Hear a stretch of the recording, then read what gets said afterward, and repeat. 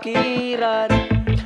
Presko nga hangin, imuhang matagamtaman ang akong puluyanan. Luyuning kabukiran, hanindot nga lugar, imuhang makaplagan.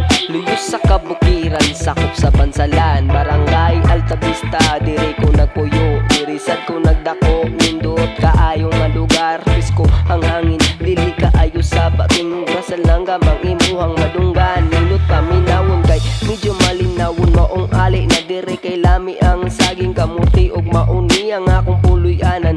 Mausad ni ang akong kawilihan kay dira ka syudad, grabe kainit pati kahoy mapalit diri sa bukid. Presko kaayo ang tubig